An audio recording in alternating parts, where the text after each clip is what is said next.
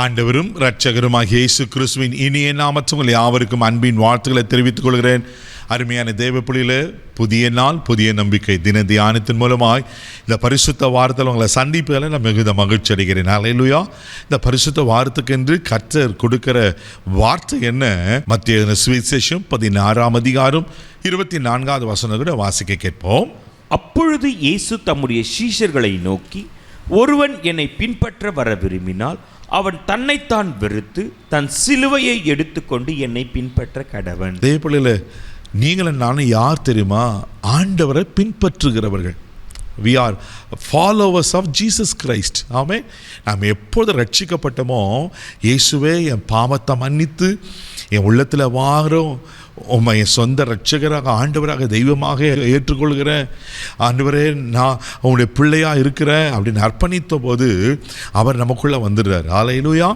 அவருடைய பிள்ளைகளாய் நாம் மாறிவிடுகிறோம். அவர் பிள்ளைகளுக்கு ஆண்டவர் அநேக காரியங்களை சொல்லியிருக்கிறார். அதில் மிக முக்கியமான ஒரு காரியம், நான் ஆண்டவரை பின்பற்றணும், அவர் பிள்ளையார் வாழணும்னு நினச்சா அவர் சிலுவையை எடுத்துக்கொண்டு. ஹல்லேலூயா. தேவ பிள்ளைகளை ஒன்று தெரியுமா? சிலுவை இல்லாமல் சிங்காசனம் கிடையாது. ஆமென்.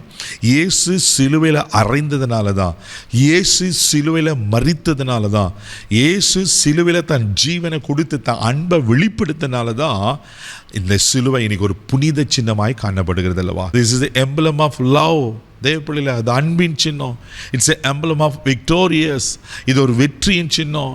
It's a emblem of hope, நம்பிக்கையின் சின்னம்.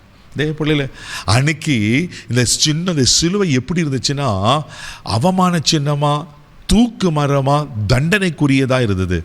ஆனால் என்றைக்கு இயேசு சிலுவையில் தன் ஜீவனை கொடுத்தாரோ, தன் ஜீவனை கொடுத்து மரித்தாரோ, அந்த சிலுவை அவமான சின்னம் அல்ல, அது ஒரு வெற்றியின் சின்னமாய், அது ஒரு அன்பின் சின்னமாய், நமக்கு ஒரு நம்பிக்கை கொடுக்கிற சின்னமாய் ஆமென் மாறிவிட்டதல்லவா? அது ஒரு புனித சின்னமாய் மாறிவிட்டதல்லவா?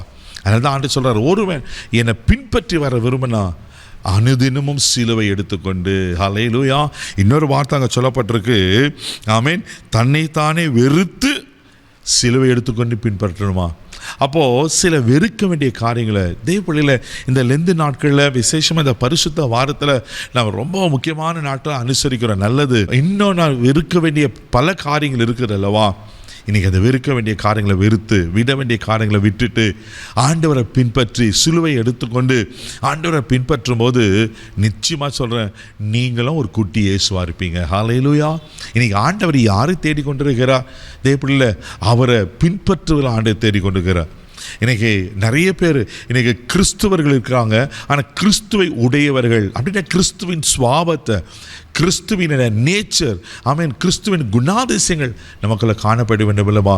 Ads very very important. இன்றைக்கி ஆண்டவர் அதை தான் விரும்புகிறாரு. மத்தேயு சுவிசேஷம் 10ஆம் அதிகாரம் 38வது வசனம் கூட வாசிக்கும் போது இப்படியா சொல்லப்பட்டிருக்கு. வாசிக்க கேட்போம். தன் சிலுவையை எடுத்துக்கொண்டு என்னை பின்பற்றாதவன் எனக்கு பாத்திரன் அல்ல. ஆமென். தன் சிலுவையை எடுத்துக்கொண்டு என்னை பின்பற்றாதவன் எனக்கு பாத்திரன் அல்ல, அப்படின்னா எனக்கு உகந்தவன் அல்ல, அவன் என் பிள்ளை இல்லை. தேவ பிள்ளையில சிலுவையை எடுத்து அவரை பின்பற்று தான் உங்களை என்னை கத்த தெரிந்து கொண்டிருக்கிறார். அதனால தான் அவர் நமக்கு அடிச்சுவடைகளை வைத்து போயிருக்கிறார். அந்த அடிச்சுவடை பின்பற்றி நாமும் அந்த வாழ்கிற உலகத்தில் ஒரு குட்டி இயேசுவா, ஆமென், ஆண்டவருடைய அன்பை வெளிப்படுத்துகிறவர்களாய் நாம் வாழணும் ஆண்டவர் எதிர்பார்க்கிறல்லவா?